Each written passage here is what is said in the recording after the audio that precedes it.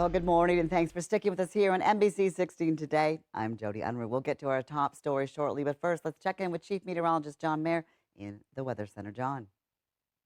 Yesterday's mid-80s for highs really starting to up the ante. A little bit of warmer weather through the end of the weekend, and it's still clinging for us this morning. Mid to upper 50s for many from the coast to the valleys. A warmer start to the day, and on top of that, we do have a little bit more of that fog dropping in, namely over on the south coast. That's where we're seeing visibility taking a little bit of a hit towards North Bend. So far, no major fog concerns along the I-5 corridor. A little bit of good news, but as we move through the rest of the day today, while we may not see a repeat of the mid-80s, we're still talking 80-plus degree highs, and there's a good chance those numbers continue to climb here moving forward. Could turn into some pretty hot weather by the very end of the extended forecast. And while we do have a handful of clouds, still no rain chances on the horizon just yet. Could that be changing, though? We'll get into plenty more on that coming up in just a few. Thanks so much, John. Let's head out now and see what LSB is doing on the road, showing us how traffic is out there this morning. He is in Klamath Falls, as you can see. There he is, thumbs up. He said, lovely morning out there. It's pretty calm, as you can see. Not a lot of people on the roads yet, and no traffic accidents or delays that we've heard of at this point to slow down your morning commute. So just enjoy your Monday morning and be safe. Well, the Lane County Sheriff's Office is investigating a homicide in Mapleton. Sunday, deputies received a call from a woman saying she had just killed her mother. The woman, Marcia Kesnell, was taken into custody. The body of Mona Title was found inside the home. Now, Kesnell is being held on one charge of murder. Meanwhile, the Douglas Forest Protection Association says it is making great progress battling a wildfire near Bear Creek in Roseburg. The call came in around 5 last night when crews got word of a smoke column through a camera detection. Now, it's currently estimated at between 5 to 10 acres, 6 engines, 2 squads, and more are currently on scene, including landowner resources. And an additional 2 crews are expected later this morning. No structures or homes are currently threatened by the fire, and we'll continue to bring you updates as soon as we receive them. And crews are on the scene of a wildfire in California. The vegetation fire is approximately 5 acres and is burning on a hillside south of Riverside Freeway in Corona. Now, authorities say there is currently no threat to any structures or to the city of Corona. No further details have been released. And more fallout from this weekend's aborted armed rebellion in Russia. Tanks and mercenary troops took over the streets and moved toward the Russian capital, but stopped a mere 125 miles from Moscow. This after an unprecedented deal brokered by Vladimir Putin's ally, Belarus leader Alexander Lukashenko. NBC's Bree Jackson is in Washington. For more than a day, mercenaries threatened to overthrow parts of Russian President Vladimir Putin's government this weekend before suddenly stopping. I was shocked. This is the biggest challenge to Putin in 20 years. The attempted uprising was led by this man, Yevgeny Prigozhin, once a Putin ally and leader of the private military Wagner Group fighting in Ukraine. NBC News has learned that U.S. intelligence officials knew of his plans to challenge Russia's military leaders and briefed congressional leaders on the matter last week. When you have one armed force threatening to go to war with another armed force and they're both supposed to be loyal to you, that's bad for Vladimir Putin. The armed rebellion and the deal that ended it exposed deep weaknesses inside the Kremlin and also raises uncertainty about Putin's grip on power. It's internal. When you're being challenged from within, as Putin has been over the last few days, that also raises profound questions. World leaders are sorting through the fallout of the revolt and its impact on the ongoing war in Ukraine. Vladimir Putin has bitten off a lot more than he ever thought possible when he marched into Ukraine. President Putin called the rebels' march toward Moscow a stab in the back and treason. And as part of the deal to stop the rebellion, a Kremlin spokesperson says that Prigozhin will move to Belarus and the criminal case against him will be dropped. In Washington, Bree Jackson, NBC News. Well, the EU's foreign policy chief, Joseph Borrell, says the Wagner insurrection shows military power in Russia is cracking. What has happened during this weekend shows that the war against Ukraine is cracking Russian power and affecting its political system. And certainly it's not a good thing to see that a nuclear power like Russia can go into a phase of a political instability. Well, Borrell made the comments while on his way to an EU Foreign Affairs Council meeting, and he says the council is closely following the events in Russia. Well, it's been another violent weekend across the country here in the U.S. 3 people are dead and 5 others are injured after a shooting in a Kansas City, Missouri parking lot. This one day after 2 people were killed in a street party shooting in Saginaw, Michigan.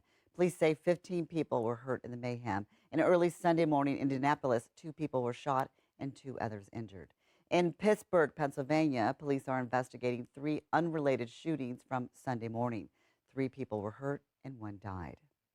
Now, most accidental shooting deaths among children involve guns that are left loaded and unlocked. And a new study says most of these deaths are from kids playing around with guns at home or mistaking them for toys. And researchers found most shootings happened at the victim's home. Data shows for kids under 5, most shootings were self-inflicted.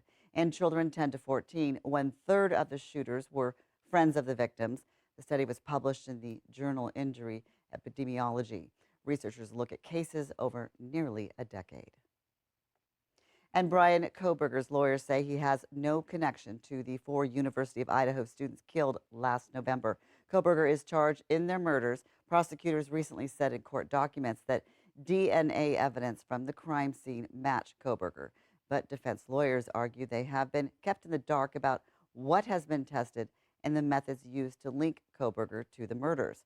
Kohberger has denied any wrongdoing and is due back in court on Tuesday. Well, both the Oregon House and Senate have adjourned for the final time this session after Republican lawmakers staged a 6-week walkout, and lawmakers faced a mountain of work to complete before last night's deadline. Emily Grish has more. Lawmakers passed a House joint resolution that gives Oregon lawmakers the power of impeachment and also a bill that will give voters the ability to rank candidates on the 2024 ballot. On Sunday, state senators unanimously passed House Joint Resolution 16, giving Oregon lawmakers the ability to remove the governor and other elected officials, including the Secretary of State and Attorney General, for corruption, dereliction of duty, or a felony.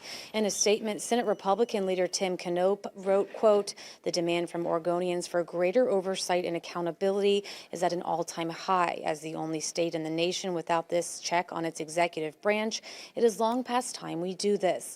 The legislature also passed House Bill 2004, giving Oregon voters the ability to rank candidates in order of preference on the 2024 ballot. Lawmakers say they hope the system will boost election turnout.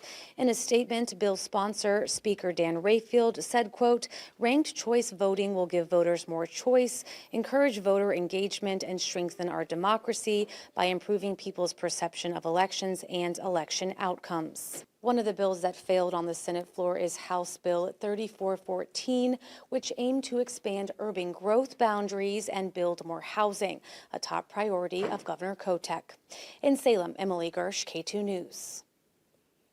Meanwhile, at least 1 person is dead after severe thunderstorms moved through parts of Georgia on Sunday. A 53-year-old man died from injuries after being struck by a falling tree near Buckhead. And neighbors say he was out walking his dog when the incident occurred.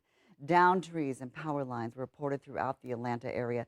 Thousands of people across metro Atlanta are experiencing power outages due to severe weather. And strong storms moved through Indiana on Sunday, causing widespread damage. The storm sent debris flying through the air, damaging dozens of homes. There were reports of a tornado that touched down just south of Indianapolis in Johnson County. It moved through the region about 15 minutes, causing damage across a 4-mile area. No one was hurt or killed from the tornado. Downed trees and power lines were reported in the area, leaving thousands in the dark. And another round of bad weather could be hitting millions of Americans today. More than 90 million people are under the threat of severe storms. The mid-Atlantic and Northeast are under a level 3 of 5 risk and could see multiple rounds of thunderstorms. Other areas, including New York City, Boston, and Atlanta, are also at risk. In addition to thunder, the region could see damaging winds and large hail. Well, search and rescue efforts are underway for a teenager after a reported drowning in Utah River on Sunday. Police say 3 17-year-olds, 2 boys and a girl, were swimming in a canal at the Ogden Bay Waterfowl Management Area around 4:30. One of the boys went underwater near a retention gate and did not resurface. The other 17-year-old boy tried to rescue his friend and became stuck near the gate. The teen girl exited the water and called 911. Now, deputies arrived and were able to climb down to the teen, holding onto the retention gate, and pull him from the water. According to authorities, the water is about 7 to 10 feet deep in the area where the teen went under. The waters are very murky and difficult for divers to see more than 4 to 5 inches around them. And extreme flooding in the U.S. happens more frequently than documented by federal officials, and that's according to the First Street Foundation, a nonprofit that focuses on weather risk research. Researchers there say half of the U.S. population lives in an area where a 1 in 100-year flood event is now at least twice as likely to occur than in previous years. They add that the National Oceanic and Atmospheric Administration doesn't update its federal rainfall data frequently enough and hasn't focused enough on the climate crisis. First Street also says some states in the mid-Atlantic, including New York and Pennsylvania, could see major events about once every 10 years. And hundreds of flights in the D.C. area were grounded due to an issue with a communication system. The issue caused flight delays and redirections across the D.C. area over the weekend. The FAA said in a tweet that it had paused departures to the area while repairs to a communication system were made at Potomac Terminal Radar Approach Control Facility. A backup system handled communications while repairs were underway, and the disruption added to weather delays that snarled travel throughout the East Coast. Flights resumed from the Washington area once repairs to communications were completed. It's unclear what caused the issues with the communication system. It is now 5:40, and up next on NBC 16 Today, the federal government has some questions for automaker Ford following recalls of one of the company's most popular vehicles. Plus, a record number of Americans expected to get out of town this weekend. A big factor for this? Well, the prices at the pump. We'll explain.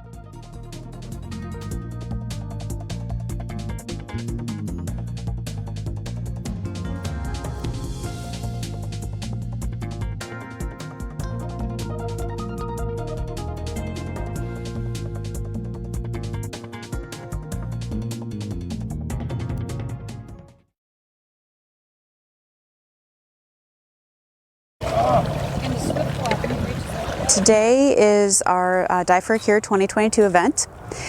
This is the 15th year that we have been raising money for the OHSU Knight Cancer Institute for breast cancer research. So this is the first year back after 2 years of COVID. So we're pared down a little bit, but we have a diving event going on in the lake.